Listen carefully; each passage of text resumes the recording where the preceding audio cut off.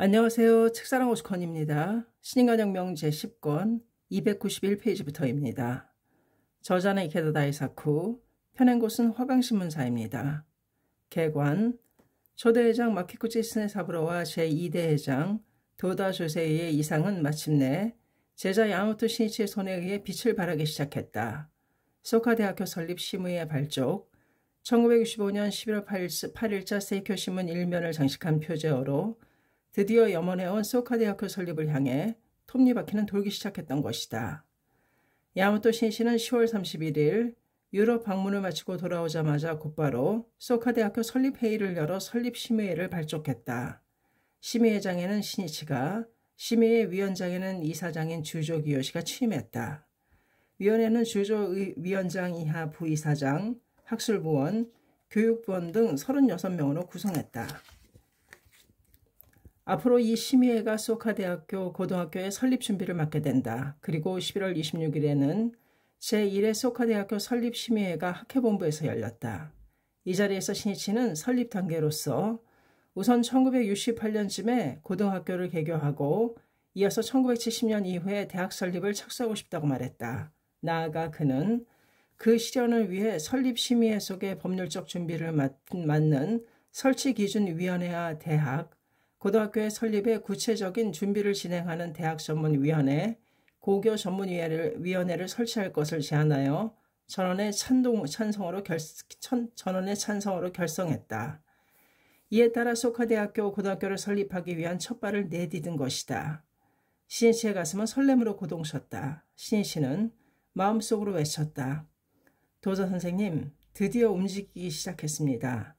반드시 선생님께서 이상으로 삼으신 인간교육의 최고 학부를 만들겠습니다.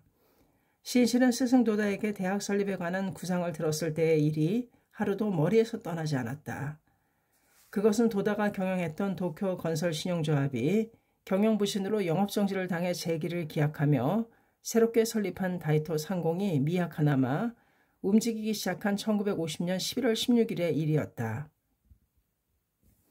도다스라에 있던 사원들도 급여가 늦어지는 일이 잦아지자 한 사람 또 한 사람 원망의 말을 남기고 떠나갔다. 신이치도 외투 없이 겨울을 맞이해야 하는 추상의 계절이었다. 이날 신이치는 니시간다에 있는 회사에서 가까운 니온대학교 학생식당에서 스승인 도다와 점심을 같이 했다. 값이 저렴한 학생식당을 가야 할 정도로 도다 조세이의 재정은 궁핍했다. 도다에게는 사느냐 죽느냐 하는 갈림길에 놓인 전후 가장 어려운 격통의 시대였다. 그러나 도다는 태연자약했다. 그는 학생식당으로 향하는 길가에서 신이치에게 장대한 광선유포의 전망을 말하곤 했다. 식당에서 생기발랄한 담소 소리가 메아리쳤다. 도다는 학생들에게 시선을 보내며 미소 띤 얼굴로 말했다. 신이치, 대학을 만들자, 소카 대학을.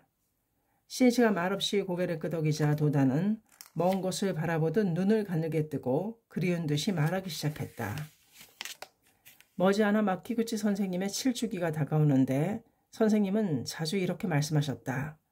장래에 내가 연구하는 창가 교육학을 근본으로 한 학교를 반드시 만들자. 만일 내 대에 창립하지 못할 때는 도다 자네 대에 만드는 것이다.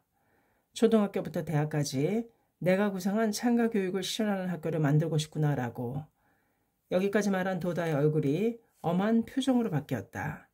그러나 마키구치 선생님은 감옥에서 생애를 마감하셨다. 아마 원통하셨을 것이다. 나는 구상의 실현을 기탁받은 제자로서 선생님을 대신하여 학교를 만들자고 마음속으로 맹세해왔다. 마키구치 선생님의 위대한 교육사상을 절대 이대로 묻히게 해서는 안 된다. 그렇게 된다면 인류 최고 최대의 정신유산을 없애고 마는 것이 된다. 인류의 미래를 위해 반드시 소카 대학교를 만들어야 한다. 그러나 내가 건재할 때 세우면 좋지만 안 될지도 모른다. 신이치, 그때는 부탁하네. 세계 제1의 대학을 만드는 것이다. 그때 도다의 이 말을 신이치는 결코 잊을 수 없었다. 하지만 이미 도다도 세상을 떠났다. 창가 교육을 실현하는 학교 설립은 마키구치에서 도다로, 도다에서 신이치로 기탁되어 지금 모든 것은 신이치의 양어깨에 달려있다. 신이치는 선사 마키구치에 그리고 은사 도다의 구상을 실현하기 위해 마침내 첫 발을 내딛게 된 것이 기뻤다. 광선유포를 위해 스승이 그린 구상을 실현했을 때만이 참된 제자다. 그 부단한 행동과 승리 속에서만 불법에서 말하는 사제라는 존귀한 불의의 대도가 있다. 금색으로 빛나는 공전이라는 영광의 길이 있다. 이에 1965년 11월 12월에도 야마모토 신시는 기념 촬영을 중심으로 각 지역의 멤버들을 격려하는데 전력을 기울였다. 기념 촬영이라고는 하지만 신시는 결코 사진을 찍는 것만으로 끝나지 않았다. 기념 촬영이라는 만남의 장을 모든 사람의 행복을 위한 큰 비약의 무대로 만들고자 혼신의 힘을 다해 지도하고 시간이 허락하는 한 한 사람 한 사람에게 말을 건네며 격려했다. 예를 들면 11월 4일에 간사이 본부 신간에서 나라 본부의 반담들과 기념 촬영을 했는데 이 해압 역시 간담회였으며 개인 지도에 장이 되었다. 시인실은 장년부에게 나이나 건강 상태 등을 물었다. 그리고 건강이 좋지 않다는 한 연배자의 말에 귀를 기울이며 진심을 담아 격려했다. 수량품에 갱사수명, 더욱 수명을 받다라고 있습니다만 죽을 수밖에 없는 수명조차도 연장할 수 있는 것이 불법입니다. 강성하게 신심에 힘써간다면 병을 극복하지 못할 리 없습니다. 부디 많은 제목을 불러 더욱 오래 살아주십시오. 시인실은 이 장년부에게 염주를 선물하고 모든 참석자에게 물었다. 또 이 중에 몸이 아프신 분이 계신가요? 조금 주저하면서 몇 사람이 손을 들었다. 그런 분은 좀 남아주십시오. 이야기를 나누고 싶습니다. 다음 차례 촬영 때까지 시인실은 그 멤버들을 열심히 격려하고 병의 원인부터 말하기 시작했다. 대성에는 병의 원인에 대해 천태대사의 마하지간을 인용하여 이렇게 말씀하시고 있습니다. 1에는 4대가 불순함으로 병, 2에는 음식이 부절함으로 병듦, 3에는 자선이 부조함으로 병듦, 4에는 귀가 득편함, 5에는 마의 소위, 6에는 업이 일어남으로 병듦. 어서 천구 쪽. 1. 이 의미를 상세히 말하면 다음과 같다. 제1의 4대가 불순함으로의 4대는 지, 수, 화, 풍을 말한다. 동양사상에서 대자연도 인간의 신체를 포함한 우주 만물도 4대로 구성되어 있다고 가르치고 있다. 4대가 불순함으로 병듦은 기후가 불순하거나 대자연의 조화가 깨어지면 인간의 신체에 커다란 영향을 끼쳐 여러 가지 병이 발생하는 것을 말한다. 제2의 음식이 부절함으로와 제3의 자선이 부조함으로는 음식과 생활이 부절제한 것을 말한다. 생활 리듬이 깨지고 그 결과 식생활이 부절제하게 되거나 운동 부족이나 수면 부족 등으로 내장이나 신경, 근육에 병이 생기는 것을 말씀하신 것이다. 더욱이 제4의 귀가 득편함에서 말하는 귀는 신체 밖에서 덤벼드는 병의 원인으로 세균이나 바이러스와 같은 병원성 미생물도 있으며 외부로부터 받는 여러 가지 스트레스도 여기에 포함된다고 말할 수 있다. 제5의 마의 소이란 생명에 내재하는 각종 행동이나 욕구 등이 심신의 정상적인 움직임을 혼란하게 하는 것이다. 그리고 이 마의 소이로 불도 수행을 방해하기 위해 병이 생긴다. 제6의 업이 일어남으로의 병의 원인이 생명의 깊은 곳에서 일어나는 것을 말한다. 생명 자체가 가지고 있는 왜곡이나 경향성, 수급이 병의 원인이 되는 것을 말한다. 불법에서는 이 생명의 왜곡을 업이라고 한다. 병의 원인은 이처럼 6종류로 나뉘어 생각할 수 있지만 구체적으로 병을 분석해보면 이런 것 중 몇 가지의 원인이 겹쳐 있는 경우가 많다. 인플루엔자의 경우 유행을 예를 들면 바이러스가 원인이고 그것은 귀가 득편함에 해당한다고 할 수 있다. 그러나 이 귀가 득편함에는 기후의 불순 등, 즉 4대가 불순함으로가 직접 원인이 되거나 음식이 부절함으로 생활에서 체력이 약해져 그것이 기원이 되어 감염된다고 볼 수 있다. 더욱이 그 내면에는 불도 수행을 방해하려는 마의 움직임이 있는 경우도 있으며 사람에 따라서는 업까지 고려해야 하는 경우도 있다. 시인실은 이 병이 일어나는 6가지 원인을 어서의 어문에 비춰 상세하게 설명해 갔다. 다시 말해 병을 막으려면 우선 환경 변화에 적응하도록 의복 등에도 충분히 신경 쓰는 것이 중요합니다. 또 규칙적이고 올바른 생활을 하고 폭음과 폭식을 삼가고 운동 부족, 수면 부족이 되지 않도록 하는 것입니다. 이것으로 병의 원인 가운데 제3가지의 원인은 막을 수 있습니다. 이 예방을 위해 지혜를 짜내는 것이 신심입니다. 또 의학의 힘을 빌린다면 제4의 세균 등에 의한 병도 막을 수 있습니다. 다만 어떤 병이라도 그것을 얼마나 빨리 치유하는가, 어떤가는 생명에 달려 있습니다. 그 생명력의 원천이 바로 신심입니다. 또 같은 병이라도 그 근본 원인이 마와 업인 경우는 아무리 의학의 힘을 빌린다 해도 그것만으로는 고칠 수 없습니다. 업원전에 대한 강한 신심으로 말을 타파하고 업을 전환해가는 수밖에 없습니다. 이 업이 원인이 되어 생긴 병 가운데서도 가장 무거운 병이 과거세부터 법화경을 비방하여 생긴 병입니다. 여기까지 말하자 신이치의 바로 앞에 있던 50대 중반의 몸집이 작은 장년이 불안한 듯이 말했다. 선생님, 얼마 전 위가 아파서 검사를 한 결과 암이라는 진단을 받고 수술하기로 했습니다. 실은 반년 전에도 운전하는 중 추돌 사고를 당하여 2주 정도 입원했습니다.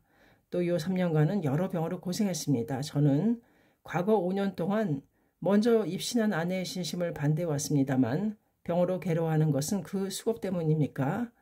제 경우도 병으로 괴로워해야 하는 숙명을 극복할 수 있을지요. 신이치의 확신에 찬 목소리가 울렸다. 아무리 깊은 수업일지라도 반드시 단절해 갈 수 있는 것이 니치렌 대성인의 위대한 불법입니다. 당신은 아무리 그렇다고 해도 이 정도까지 괴로워해야만 하는가라고 생각할지도 모르지만 우리는 금세의 방법의 죄는 알아도 과거세의 죄는 모릅니다.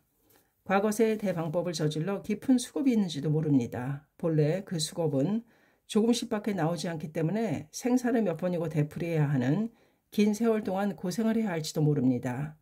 그러나 신심을 멸령함으로써 지금까지의 수겁이 한꺼번에 나옵니다. 그리고 더욱 무겁게 받을 괴로움을 가볍게 받아 그것으로 수겁을 전환할 수 있습니다. 이것이 전중경수입니다. 수겁에 따른 병고를 극복하기 위해서는 정법을 비방한 죄를 어본전에게 진심으로 사죄하며 창제하는 것입니다. 제바달다의 꼬임에 빠져 불제자를 죽이고 부처를 끝까지 괴롭힌 아사세왕은 그 죄로 업병에 걸린다. 하지만 그토록 도리에 어긋나는 극악한 행위를 한 아사세왕조차도 석촌을 만나 죄를 후회하고 사죄하자 곧바로 그 병이 나았다고 어서에 있습니다. 대성인은 제 죄는 상루와 같이 법화경이라는 인륜을 만나서 소멸되느니라. 어서 1439쪽이라고 말씀하십니다만 이것이 어본전의 위대한 공덕의 힘입니다.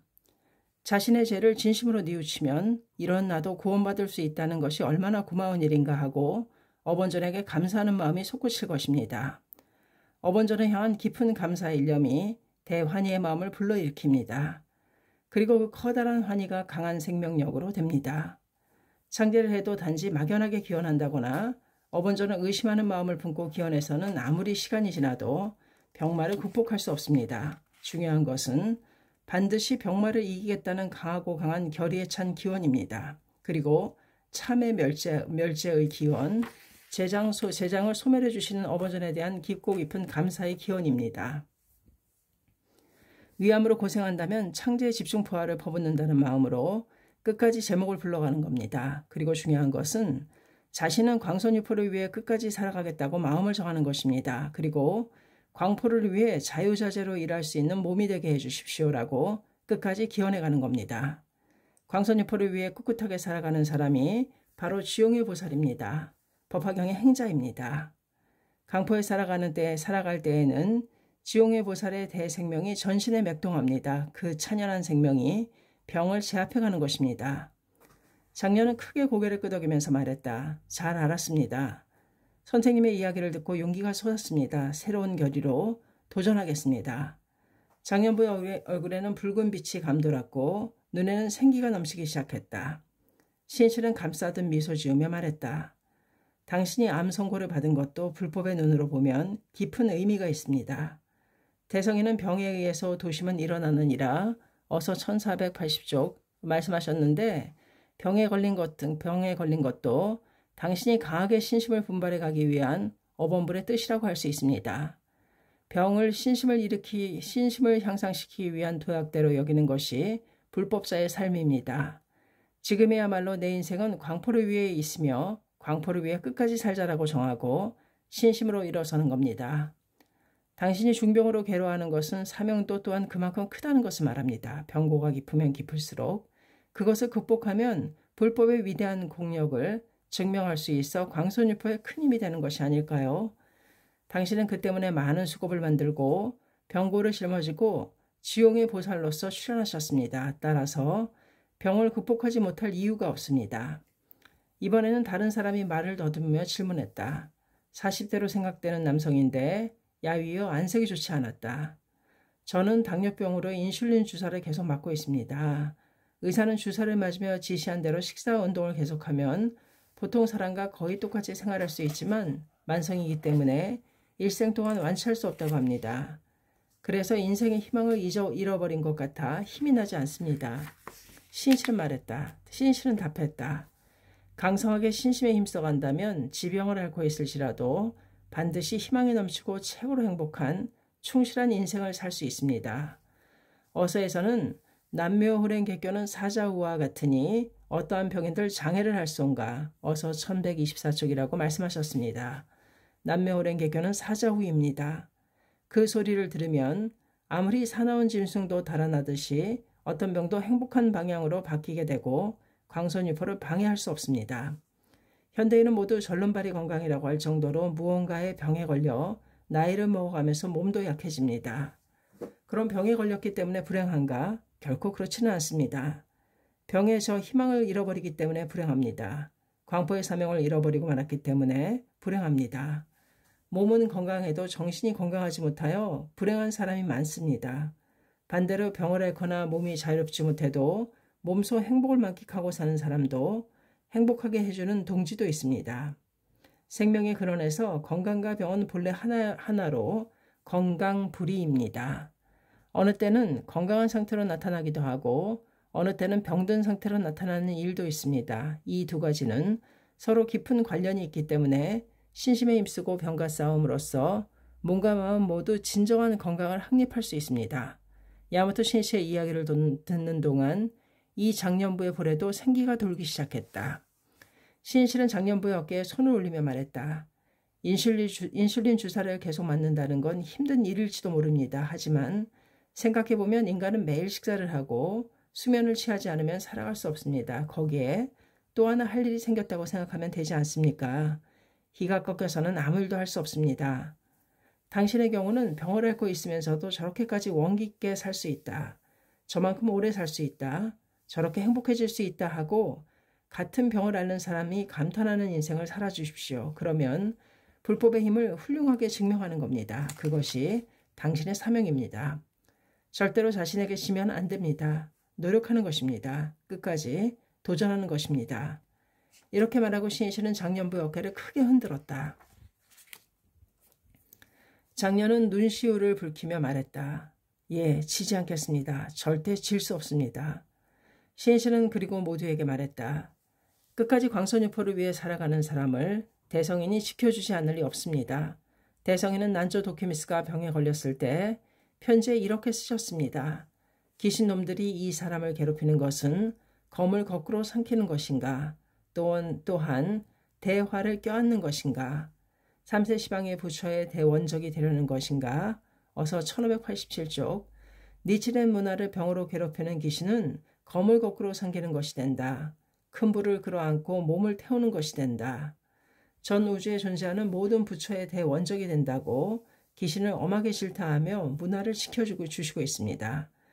우리들은 이 대성인의 강한 확신, 강한 일념에 감싸여 있습니다. 그러므로 여러분도 귀신놈들아 절대로 내 놈들에게 지지 않겠다는 강한 신념과 절대 굴하지 않는 마음을 갖는 것입니다.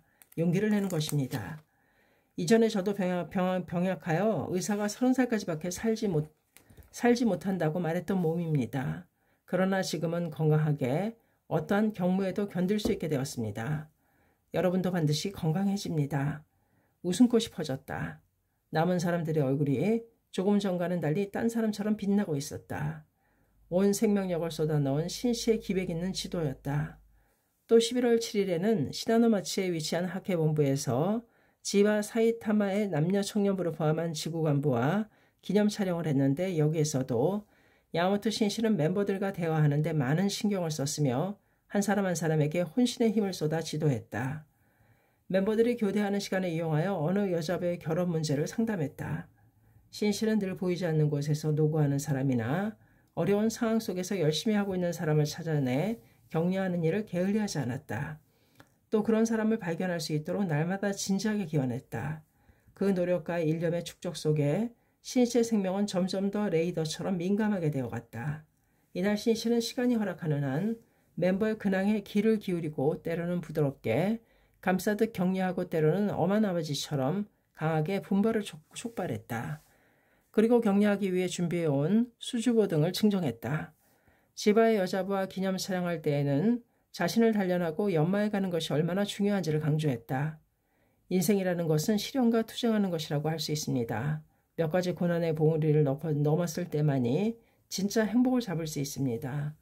그러므로 고생이야말로 인생의 재산입니다. 자신을 갈고 닦는 연마제입니다. 따라서 청춘 시절에 어떤 어려움에 처할지라도 결코 지지 말고 당당하게 전진하여 승리해 주십시오. 신이치의 이야기가 끝나자 그를 부르는 소리가 들렸다. 선생님, 저는 올해 8월에 아버지를 여의고 어머니와 둘이 되고 말았습니다. 그렇습니까? 힘들겠군요. 하지만 힘내세요. 고생은 반드시 가치가 있습니다. 반드시 행복해지는 겁니다. 이번에는 촬영대 위쪽에서 두 명의 여자부가 손을 들어 동시에 선생님하고 외쳤다. 제일 상단에 서 있는 여성이 이름을 말했다. 소다 도시에이입니다. 그러자 그 앞줄에 서 있던 여성이 말했다. 저는 소다 무스미입니다. 두 사람은 언니와 아우 사이로 무스미가 언니였다. 언니가 먼저 말했다. 실은 작년 10월에 어머니를 여의었습니다. 아버지는 이전부터 신심을 반대하였으나 지금은 어느 정도 이해하고 있습니다만 아직 입신할 정도는 아닙니다. 하지만 육남매가 힘을 합쳐 반드시 행복한 가정을 만들겠습니다. 또 지가라는 넷째 여동생이 고등부 부원회에서 체험담을 발표하게 되었습니다. 신이치에게 가정 상황을 보고하는 소다 무스이의 눈가에는 눈물이 빛나고 있었다. 그 뒤에 있는 도시의 눈시울도 젖어 있었다. 소다 집안의 묘법의 등이 밝혀진 것은 8년 전이었다. 가정 불화와 경제고가 입신한 이유다. 집에는 6남매가 있었는데 위로 5이 여자였고 막내가 남자였다. 무스미는 둘째 딸이고 도시에는 셋째 딸이다. 입신할 당시 장녀가 16살이었고 막내 동생이 2살이었다. 아버지는 제철소에 근무했지만 급여는 아내와 6자녀를 양육하기에는 턱없이 부족했다.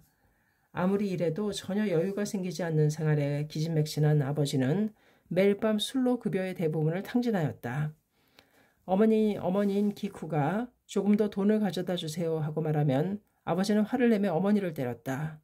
퉁퉁 부은 얼굴로 울고 있는 어머니의 모습이 자녀들의 가슴에 깊이 새겨졌다. 큰딸인 시오치는 고등학교에 다니게 되자 식당에서 아르바이트를 하며 가게를 도왔다. 식당을 택한 것은 식사 제공으로 끼니 걱정을 하지 않아도 되기 때문이었다. 아버지의 마음은 거칠어졌고 어머니의 마음은 어둡고 얼어붙어 집안에서는 웃음소리를 들을 수 없었다. 어느 날 고베에 있는 친정을 찾아간 어머니는 친척에게서 학회 이야기를 들었다. 진짜 행복할 수 있다면 나도 신심하겠다. 집안에 돌아온 기쿠는 남편에게 신심을 하고 싶다고 토로하고 함께 학회에 입신할 것을 권했지만 거절당하고 말았다. 어쩔 수 없이 기쿠는 자신만 입신심을 시작하기로 했다. 하지만 어디를 찾아가야 입신할 수 있는지 알 수 없었다. 그래서 시청에 가서 물어보았다. 저 창가학회에 입신하려면 어디로 가야 하나요? 응대하던 시청 직원은 당황한 모습이었다. 하지만 다른 직원이 우리 옆집 사람이 바로 창가학회 회원이니 그 집에 가보면 어떻겠습니까? 하고 가르쳐 주었다. 그 집은 셋째 딸 도시의 동급생 집이었다. 그 가족에게서 새롭게 불법 이야기를 듣고 기쿠는 기쁨에 넘쳐 입신했다. 1957년 3월의 일이다. 기쿠는 근행가 활동을 하면서 날이 갈수록 표정이 밝아졌다. 울기만 하던 어머니의 큰 변화를 보고 차례차례 아이들이 신심하게 되었다. 가족이 모두 입신하자 아버지는 자기 혼자 따돌림 당한 것 같아 쓸쓸함을 느끼게 되었다. 아버지는 가족의 신심을 맹렬히 반대했다. 주량도 늘어만 갔다. 그러나 어머니 기쿠는 지지 않았다. 행복해지기 위해서는 이 신심밖에 없다는 강한 확신을 가지게 되었던 것이다. 기쿠는 반대가 거세어지자 어번전을 벽장에 숨겨놓고 남편이 잠들면 어번전을 안치하고 소리를 죽여가며 필사의 제목을 올렸다. 아버지가 어번전을 찾아내어 불경했을 때에는 모자가 함께 울면서 창제했다. 하지만 어머니는 딸들에게 해압에서 돌아오는 길에 이렇게 말했다.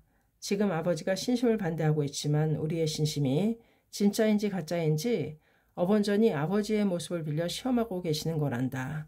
또 불법의 법리에 비추어 보면 과거세 우리는 정법을 비방하여 법화경의 행자를 박해했을 거야. 그래서 금세에는 우리가 아버지의 반대에 부딪히고 있는 거란다.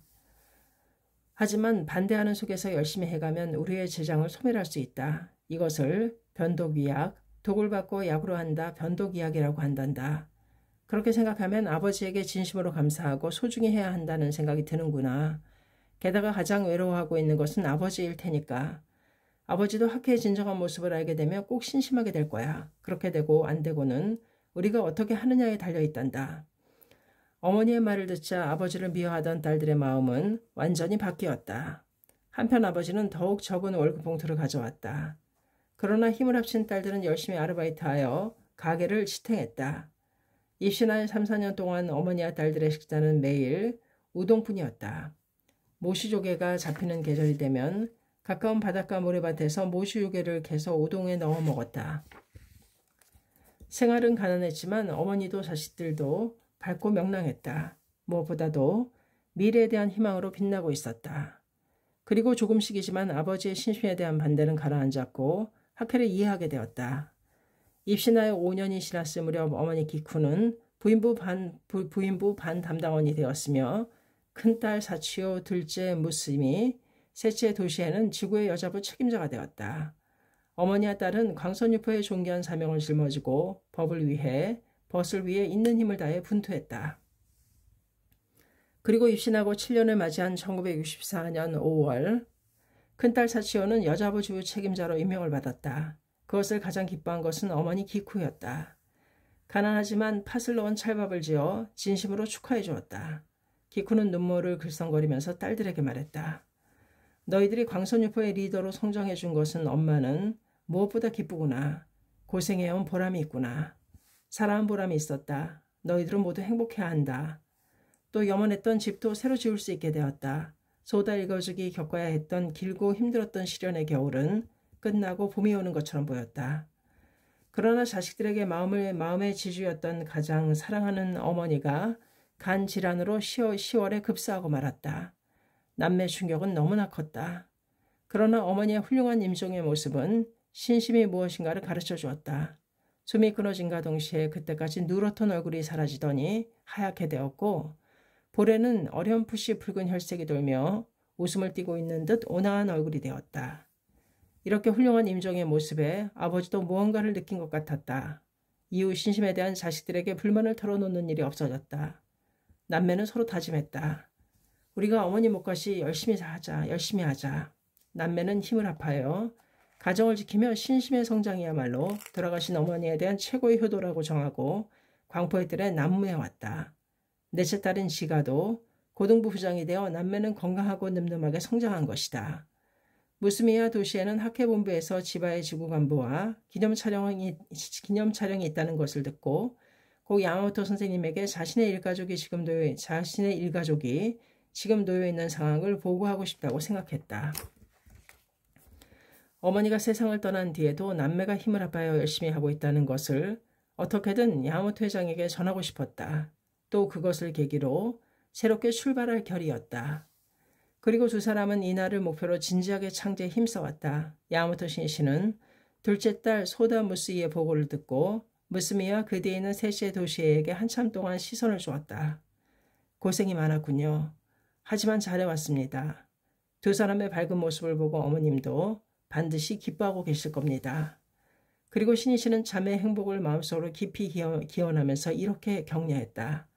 앞으로 더욱 힘든 일이 있겠지만 절대로 지면 안 됩니다. 생에 어떠한 일이 있어도 학회를 떠나지 말고 반드시 행복하게 되어주세요. 가족 여러분에게도 안부 잘 전해주세요. 예. 두 사람이 동시에 대답했다. 나아가 신희 씨는 고등부인 여동생에게 전해달라며 기념품을 전달했다.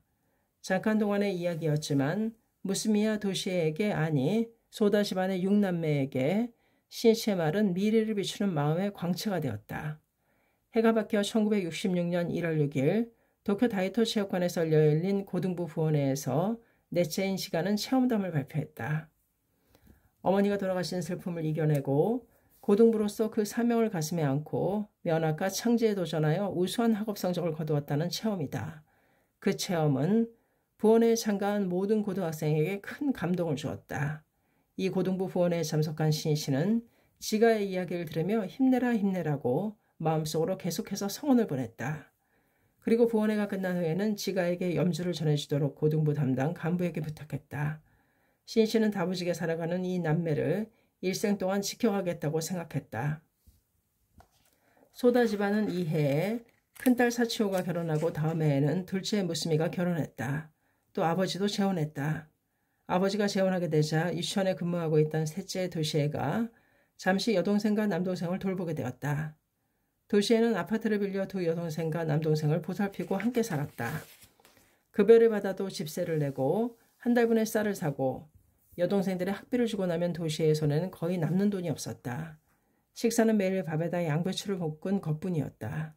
그러나 남매는 반드시 행복해야 한다는 야마토 회장의 말을 떠올리며 서로 도와가며 강포의 길에 매진해 갔다.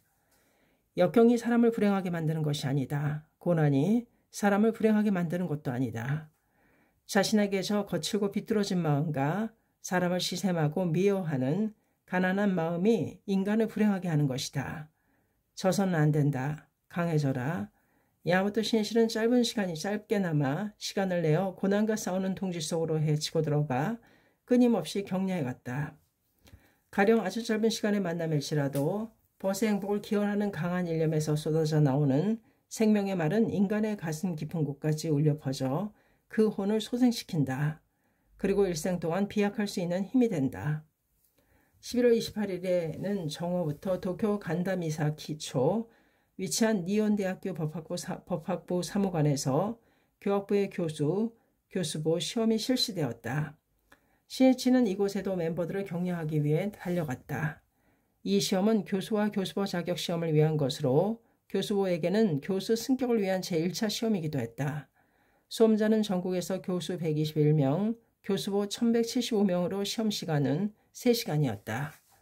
시험 문제는 교수부 각각 15문제로 그 가운데 10문제는 풀어야 했다. 출제된 문제에는 경문이나 어설을 해석하는 문제뿐 아니라 과학의 한계를 논하라, 5승의 20을 패하고 1극의 현종을 세움이라 를 현대사회에 맞게 설명하시오 등 불법과 사회현상의 관계를 고찰하는 문제도 많았다. 시인실은 시험장에 도착하자 각 교실을 돌며 수험자를 격려했다. 도중에 시인실을 안내하던 청년 임원이 눈이 불편한 기와세 다이큐라는 장년부가 별실에서 시험을 보고 있다는 사실을 전해주었다. 시인실은 그 이름을 들은 기억이 있었다. 50세가 넘었고 오키나와에서 오신 분이지요? 예, 그렇습니다. 백호시군요. 시인실은 바로 그 교실로 향했다. 시인실은 지금까지 여러 차례 기와세를 만나 눈은 불편해도 교수를 목표로 연찬에 힘쓰도록 격려해왔다. 교실에는 기와세가 구술한 해답을 받아쓰기 위해 그의 아내가 곁에서 도와주고 있었다. 시인실은 말했다. 고생이 많습니다. 잠시 실례해도 좋을까요? 시치가 교실에 들어서자 기와세 다이큐는 그 목소리를 듣고 신이라는 것을 알아차렸는지 선생님 하며 의자에서 일어섰다. 그리고 신이치의 모습을 생명의 색이기라도 하듯 보이지 않는 눈에 힘을 주며 한 곳을 집중했다. 그 눈에서 몇 줄기의 눈물이 흘러내렸다. 기아세는 망막색소 변성증으로 선천성 약시였다. 성인이 되어 나이를 먹음에 따라 기아세의 시력은 점점 약해져 갔다. 그 떨어지는 시력과 싸우며 기아세는 행정서사 자격을 취득해 아내인 스미의 도움을 받아 일해오고 있었다. 1957년 기아세는 입신했으나 그 무렵에는 신문의 일면 톡기사도 잘 보이지 않았다. 1960년 7월 야마토 신이치가 처음으로 오키나와를 방문하여 지부를 결성했을 때 기아세는 용기 있게 지구부장의 임명을 받았다.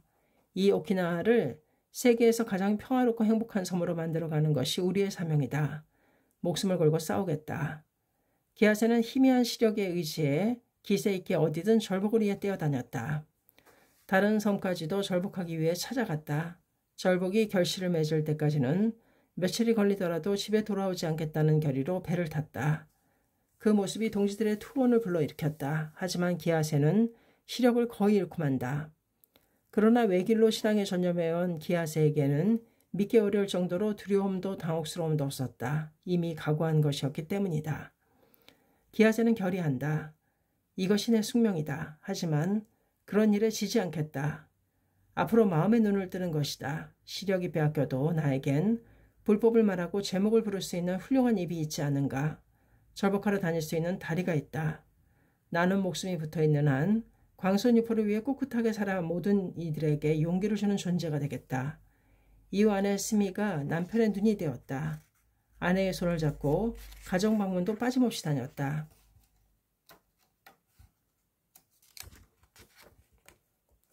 시력을 잃어 자유롭지 못했지만 그때까지 볼 수 없던 것을 볼 수 있게 되었다. 무엇보다도 다른 사람의 친절이나 후의를 잘 볼 수 있게 되었다. 아내를 비롯해 주위 사람들에게 감사하는 마음이 커져서 그것이 기아세의 가슴에 환희의 빛을 비춰 주었던 것이다. 또 목소리의 울림을 통해 모든 사람의 마음이 미묘하게 움직이고 있는 것을 잘 알게 되었다. 잘 알 수 있게 되었다. 새나 벌레의 소리가 얼마나 아름다운지도 새삼스럽게 알게 되었다.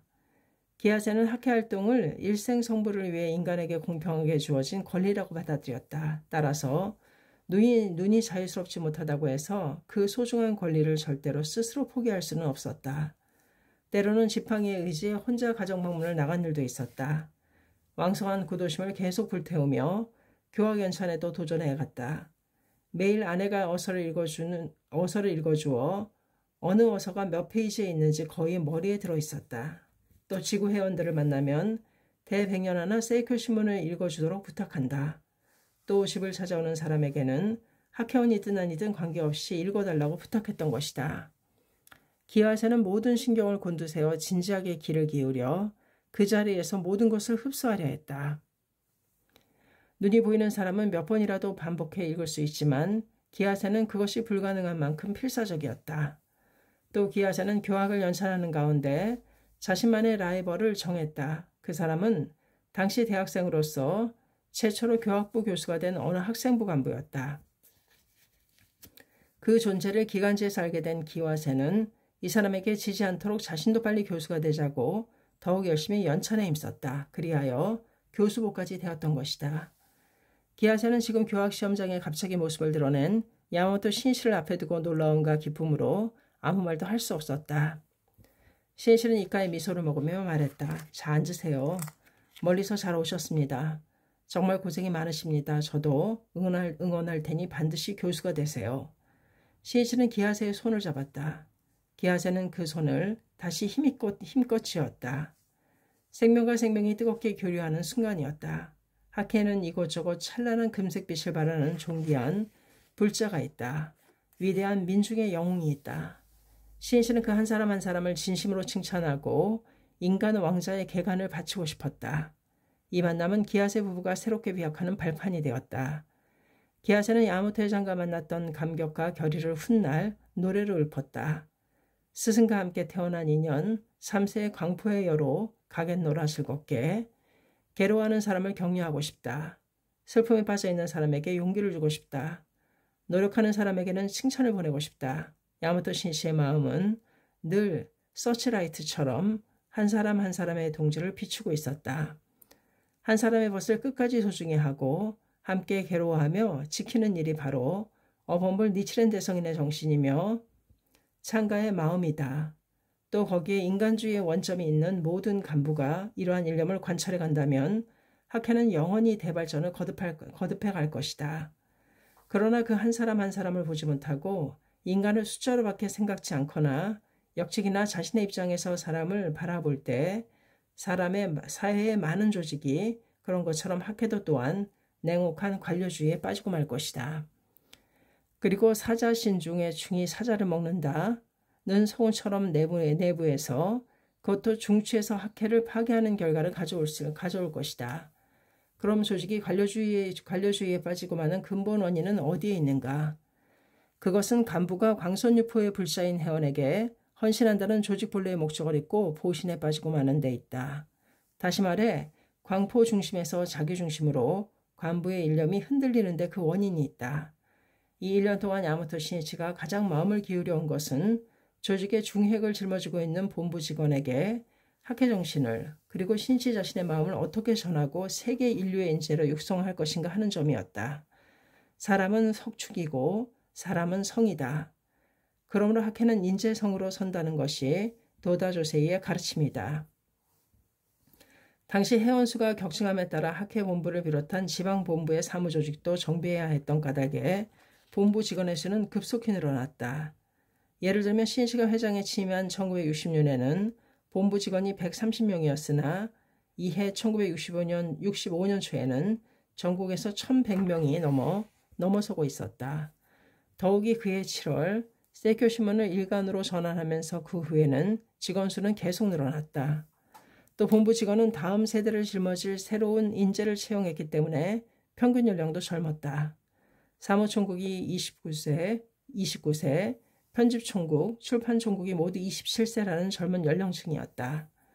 젊음에는 무한한 가능성이 있다. 그러나 갈고 닦지 않으면 아무리 훌륭한 원석도 빛을 발할 수 없다. 야마토 신실은 직원 한 사람 한 사람을 철저히 단련하기 위해 온갖 노력을 기울여왔다. 여러 기회를 통해 모든 직원과 대화하고 제각기 직원의 성격이나 가정 환경에 이르기까지 상세히 알아두려고 노력했으며 조금이라도 시간이 있으면 질문이나 의견을 들으려 했다. 질문이 없을 때에는 신씨가 질문했다. 그 내용은 교학에서 시작하여 문학이나 철학, 국제 정세에 대한 분석, 그리고 핵무기 등 많은 분야에 관한 내용이었다. 따라서 직원들은 늘 문제의식을 가지고 노력하지 않으면 안 되었으며 모든 일에 관심을 갖고 어떤 질문을 받아도 대답할 수 있도록 공부하지 않으면 안 되었다. 더욱이 신씨는 독서 습관을 몸에 붙이도록 계속 강조했다. 직원과 만나면 자주 최근에는 무슨 책을 읽고 있는지 또 그 감상은 어떤지 묻곤 했다. 또 이전부터 업무적으로 실적을 올리거나 기간제에 훌륭한 원고를 쓴 직원에게는 금상, 은상 등의 상을 주어왔는데 모두에게 격려가 될 수 있도록 이런 일에도 더욱 힘을 쏟았다. 따라서 신씨는 세이쿄신문이나 대백년하를 비롯해 학회 모든 출판물을 상세히 살펴보아야 했다. 하지만 그런 일은 신씨에게는 힘든 일이 아니었다. 오히려 새로운 인재를 발견하는 기쁨에 신씨는 가슴이 두근거리며 정성 들여 기간지를 읽었다. 또 직원이 매일 생기 있고 힘차게 업무에 임하도록 사무국 질판에 때때로 지표를 써왔다. 리듬 있는 메일을 오늘 일은 오늘 끝내자. 자신을 갖고 일에 임하라. 냉정한 판단, 신속한 처리. 학회 정신으로 돌아가라. 창제 제일, 업무 제일, 절복 제일. 업무를 의무라고 생각하지 말고 권리라고 생각하라. 좋은 연구를, 좋은 업무를. 아침은 힘차게 하루의 출발이므로. 하지만 무엇보다도 신씨가 신경을 쓴 것은 자신의 행동을 통해 모든 본부 직원들에게 광선유포에 끝까지 살아 회원을 지키고 봉사한다는 정신을 전하는 것이었다. 그것이 바로 관료주의나 조직주의에 빠지지 않게 하는 최고의 길이었기 때문이다. 11월 하순 어느 날의 일이었다. 야마토 신씨는 본부 1층에 있는 사무국 책상에 앉아 산처럼 쌓인 책과 색지에 벗을 격려하기 위한 휴유를 쓰고 있었다. 붓에 먹을 찍기 위해 얼굴을 들었을 때 로비에 서 있는 한 부인부의 모습이 보였다. 학회원처럼 보였다. 신이치가 2, 3분 뒤에 다시 로비를 보았을 때도 그 부인은 기다리고 있었다. 붓을 놓고 자리에서 일어나 로비를 향했다. 기다리게 해서 죄송합니다. 어느 분께 용건이 있으신가요? 야마모토 선생님. 부인은 볼을 붉히며 자신이 본부에 온 이유를 신이치에게 이야기했다. 부인은 반담으로써 조직 내의 인간관계로 고민한다. 소속 조직의 간부인 본부 직원에게 지도를 받고 싶어 전화를 했더니 본부로 찾아오라고 했다는 것이다. 그래서 약속한 시간에 맞춰 왔는데 그 직원이 자리를 비워 여기서 기다리는 중이라고 했다.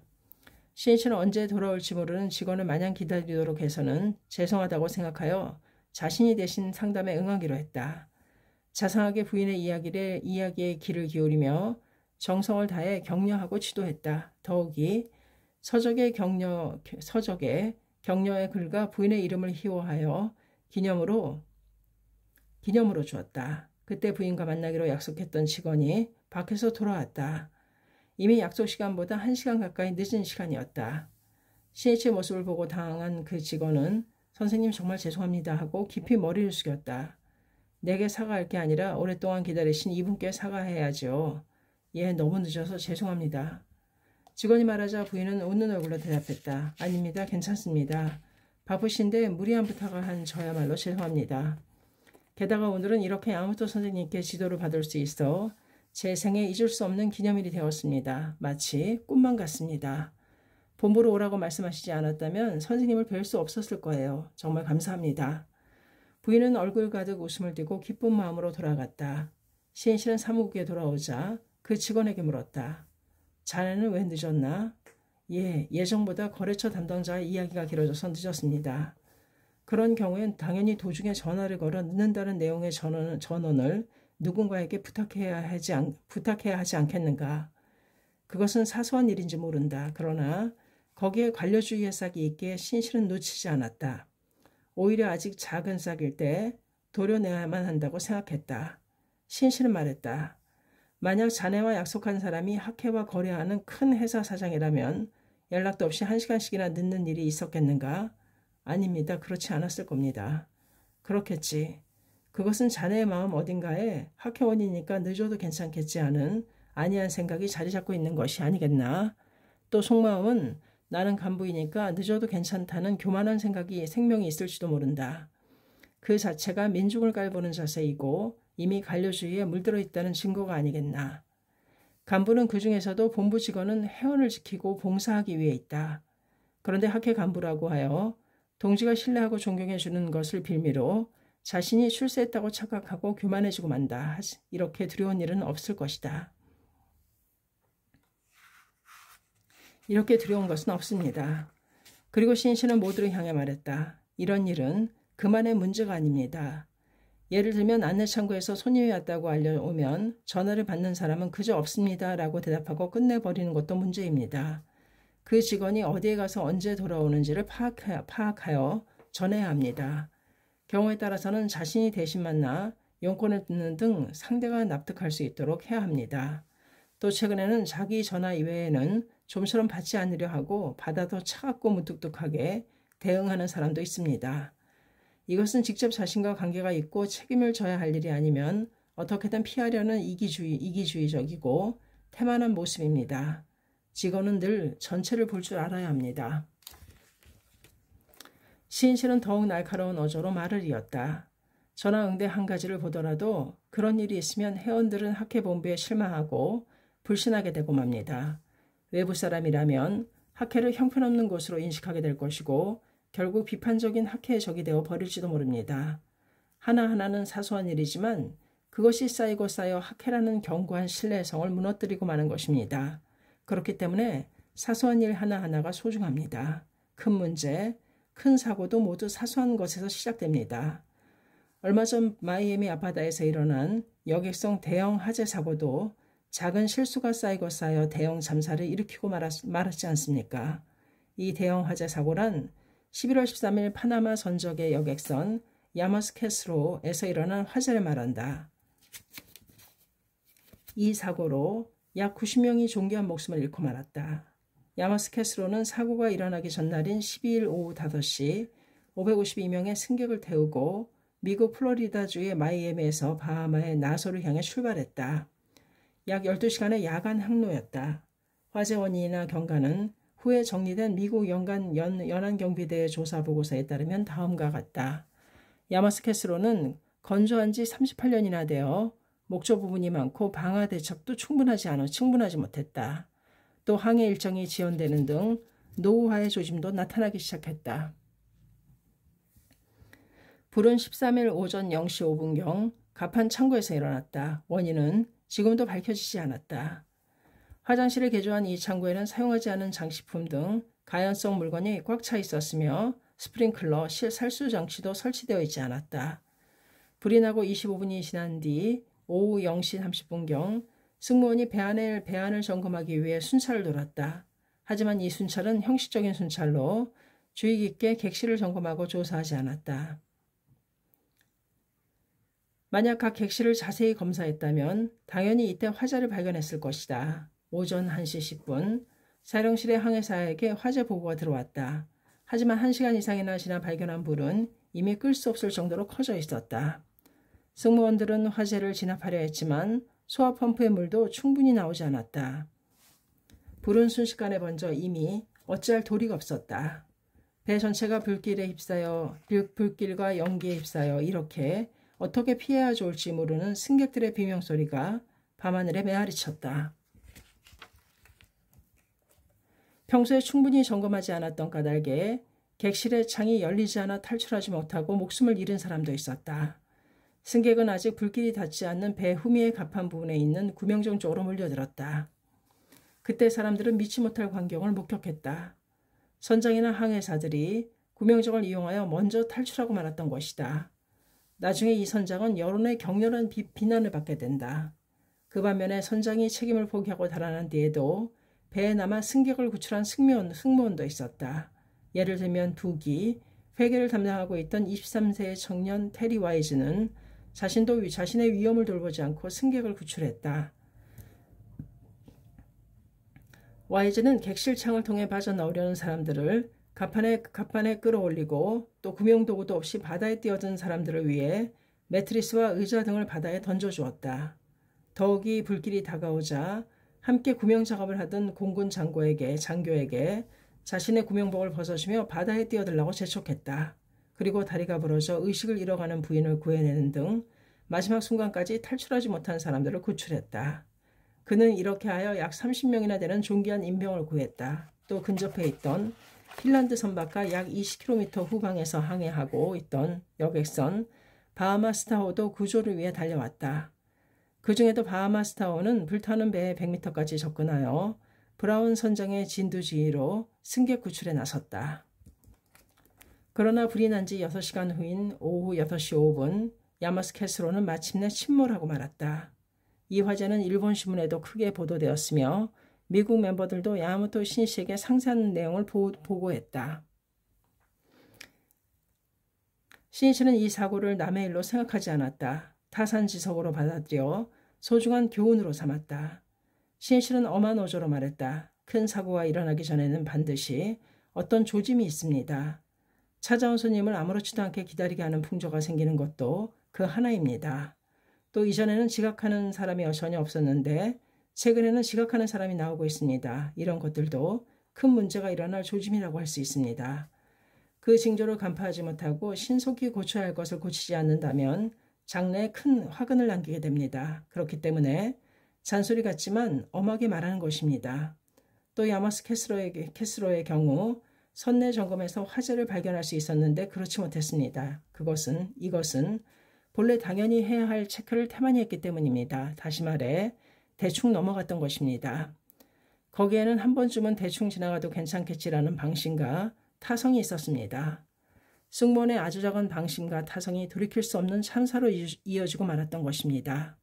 그럼 그런 방심과 타성, 나태는 어디에서 생기는가? 그것은 책임감의 결여에서 비롯되는 것입니다. 그러므로 광선이포를 추진해갈 사명을 짊어진 본부 직원은 자신에게 주어진 일만 하면 된다는 고용자 근성이어서는 절대 안 됩니다.